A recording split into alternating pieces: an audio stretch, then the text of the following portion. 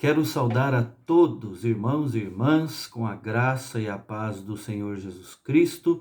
Nós estamos iniciando mais uma devocional diária. Não esqueça de colocar os seus motivos de oração, os seus pedidos e também motivos de gratidão ali no nosso chat, assim todos podem interceder por todos. Quero lembrar também, irmãos, da incumbência dada ontem de cada família entrar em contato com outras 5 famílias da igreja, pelo menos, né? Para saber como estão, para ler as escrituras, para orar com a outra família. Eu sei que vários irmãos já começaram a fazer isso, então junte-se a nós neste propósito que certamente vai ser enriquecedor, uma experiência que vai abençoar a vida da igreja. Pode ser que um dos nossos esteja desanimado nesta crise e o contato pode trazer enormes benefícios, ok? Irmãos, vamos cantar ao Senhor? O cântico é Meu Universo. Cristo tem que ser tudo em nossas vidas, todos os dias da nossa vida, a cada minuto do nosso dia ou dos dias da nossa vida. Então vamos cantar Que Sejas Meu Universo.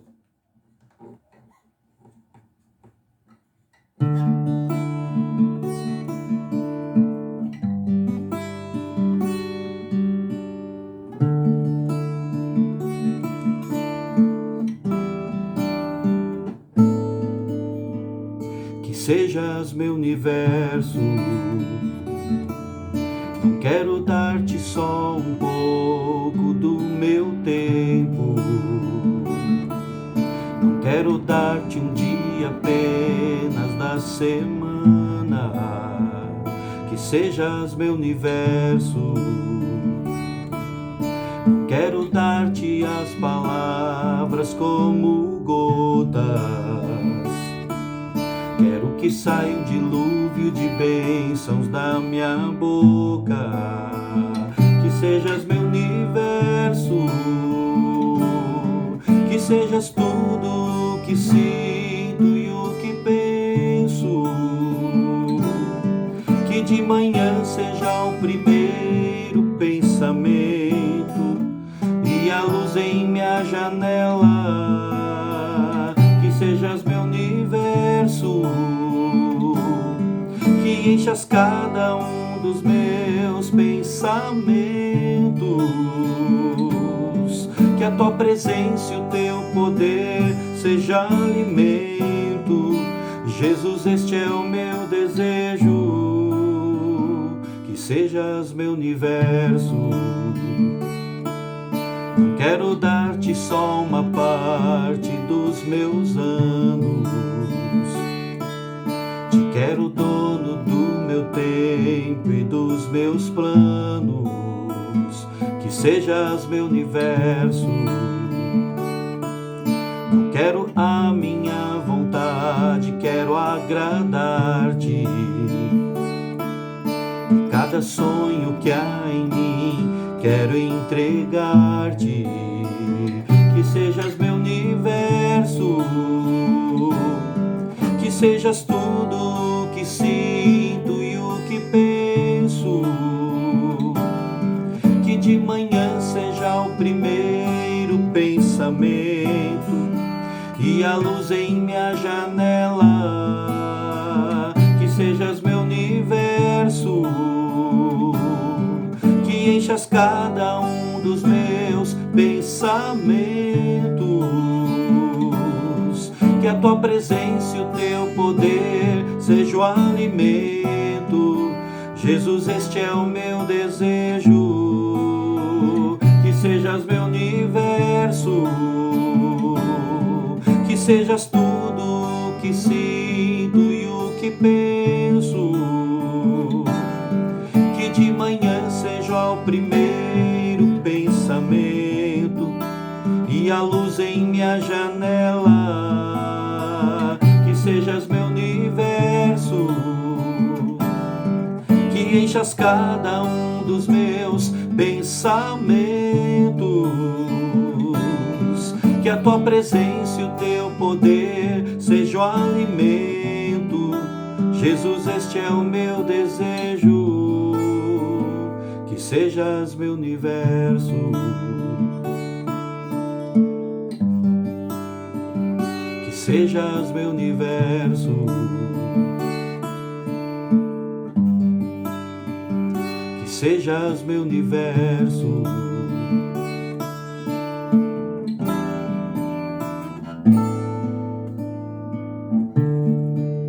Amém, irmãos. Amém.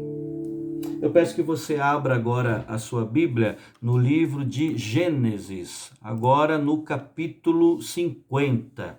Nós vamos à palavra do Senhor e o nosso tema hoje, irmãos, é, com base ainda na vida de José, perspectiva teocêntrica. Abra a sua Bíblia lá então, vamos ler juntos? Ainda que você vai apenas acompanhar, né? Gênesis capítulo 50, versículos 15 a 21. O texto sagrado nos diz: vendo os irmãos de José que seu pai já era morto, disseram: é o caso de José nos perseguir e nos retribuir certamente o mal todo que lhe fizemos. Portanto, mandaram dizer a José: teu pai ordenou antes de sua morte, dizendo: assim direis a José: perdoa, pois, a transgressão de teus irmãos e o seu pecado, porque te fizeram mal. Agora, pois, te rogamos que perdoes a transgressão dos servos do Deus de teu pai. José chorou enquanto lhe falavam. Depois vieram também seus irmãos, prostraram-se diante dele e disseram: eis-nos aqui por teus servos. Respondeu-lhe José: não temais, acaso estou eu em lugar de Deus? Vós, na verdade, intentastes o mal contra mim, porém Deus o tornou em bem, para fazer como vedes agora, que se conserve muita gente em vida. Não temais, pois, eu vos sustentarei a vós outros e a vossos filhos. Assim os consolou e lhes falou ao coração.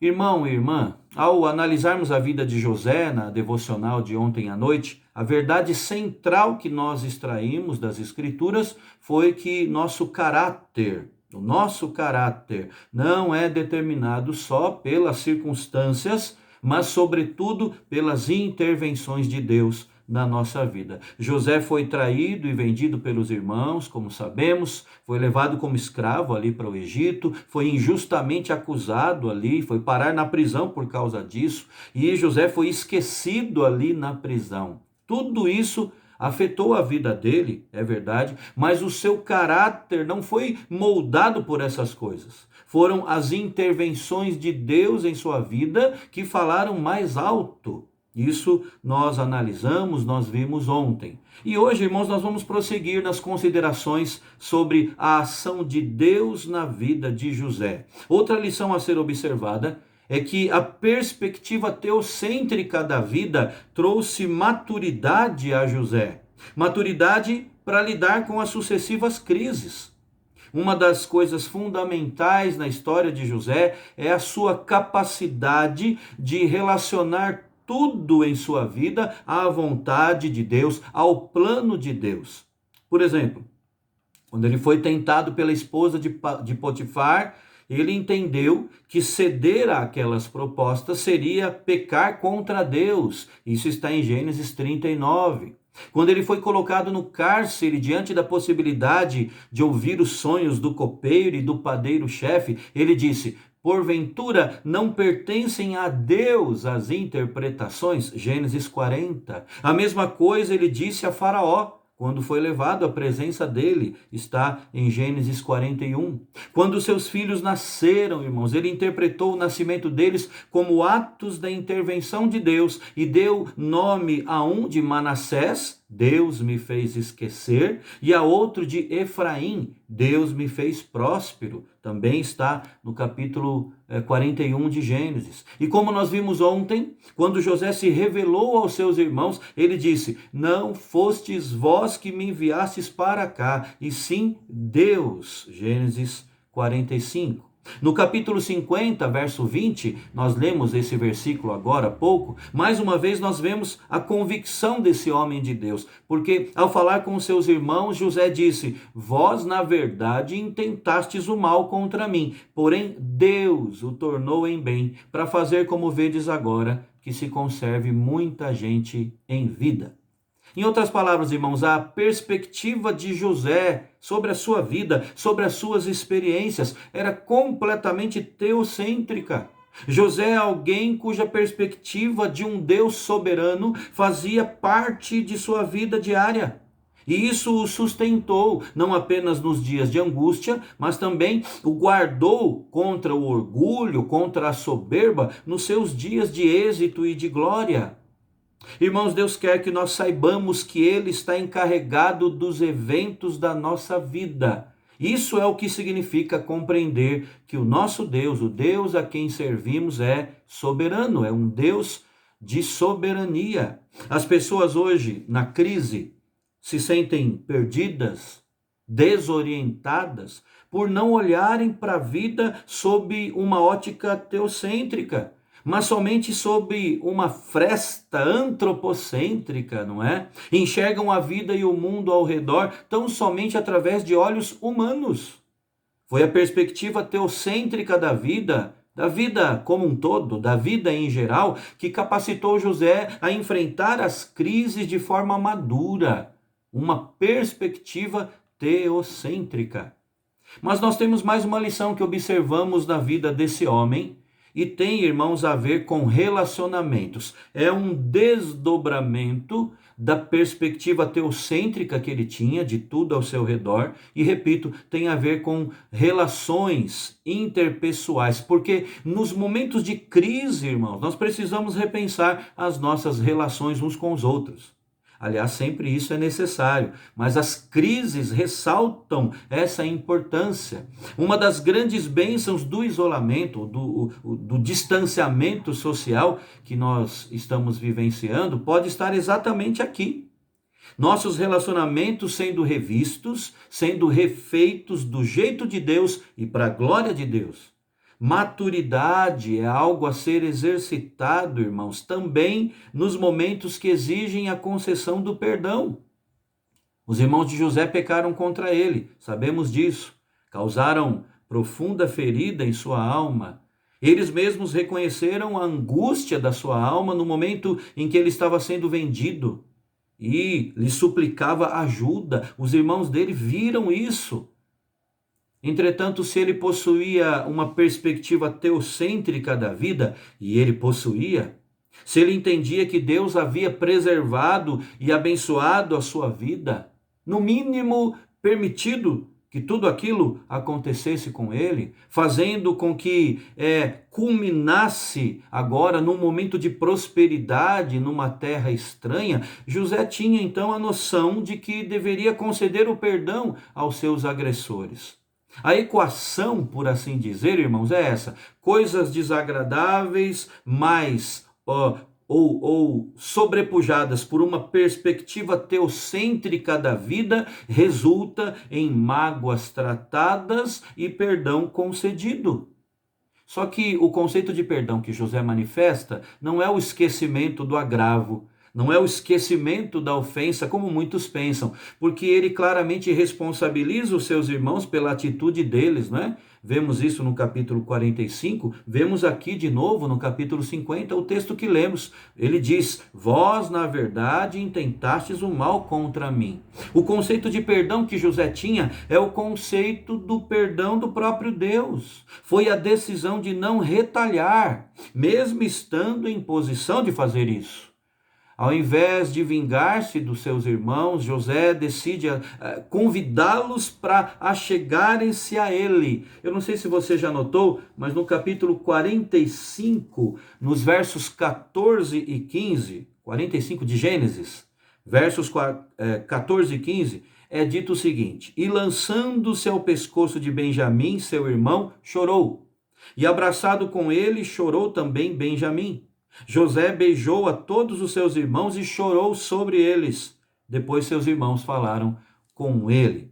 Então, o coração de José certamente foi ferido por seus irmãos, mas ao se lançar sobre eles, ao abraçá-los, ao chorar com eles, irmãos, ele supera a ofensa. Ele demonstra o seu amor para cada um deles. Não é difícil imaginar como um garoto de aproximadamente 17 anos deve ter se sentido solitário, abandonado, desesperado em alguns momentos de sua vida na escravidão ali. Foram verdadeiras crises. Mas a ênfase do texto, irmãos, de que o Senhor era com ele, é vista aqui em vários versículos que relatam a sua trajetória em Gênesis, é a chave. O Senhor era com ele. Isso é a chave para entendermos a expressão de amor de José por seus irmãos. Ou seja, só pode amar assim, só pode amar dessa forma aquele que tem a segurança de ter sido continuamente amado por Deus. Reverendo Valdeci Santos nos lembra que Martinho Lutero dedicou um longo tempo comparando a atitude de José para com seus irmãos e a bênção profética de Jacó aos seus filhos, Gênesis 49, bem como também com a bênção que Moisés concedeu às tribos de Israel na entrada da terra prometida, está lá em Deuteronômio 33. Porque Lutero lembra que na bênção de Jacó, ele privou Rúben, Simeão e Levi de alguns benefícios por causa dos erros deles. Da mesma forma, Moisés omitiu o nome de Simeão em sua bênção às nações. Então, Lutero conclui dizendo: você percebe que também no perdão aos pecados, José excede o próprio pai e até Moisés, pois ele abordou cada um de seus irmãos de forma compassiva e amorosa. Foi no exercício do perdão, irmãos, que José manifestou o quanto ele havia amadurecido. Maturidade que brotou do quê? Surgiu da onde? De uma perspectiva teocêntrica da vida. Mesmo cristãos como eu e você, corremos o risco de ter uma existência sob uma perspectiva antropocêntrica, ou seja, com o homem no centro. Isso desequilibra tudo, irmãos. Enxergar a nossa vida e tudo o que nos acontece ao redor, tendo o ser humano no centro, desequilibra todas as coisas, põe em desordem tudo o que nos rodeia, todas as áreas da nossa vida. Nós somos chamados por Deus a vivermos de outra maneira, a vivermos teocentricamente. Deus no centro, analisando e avaliando tudo o que acontece conosco e ao nosso redor do ponto de vista de Deus e não do homem. Vivendo assim, nós seremos maduros. E um dos momentos que mais reflete maturidade na vida de alguém é quando é preciso perdoar. Eu creio que você concorda comigo nisso. Eu acredito, irmãos, que os dias que nós estamos vivendo de isolamento, de distanciamento social, são propícios para pensarmos nisso. Eu repito, um dos momentos que mais reflete maturidade na vida de alguém é quando é preciso perdoar. Sendo mais direto, tem alguém que você precisa perdoar hoje? Tem alguém que nestes dias de distanciamento, Deus tem trazido à sua mente e você precisa perdoar, conceder perdão, da mesma maneira como você tem sido perdoado todos os dias pelo nosso Pai. A maturidade se manifesta com todos os seus contornos no exercício do perdão.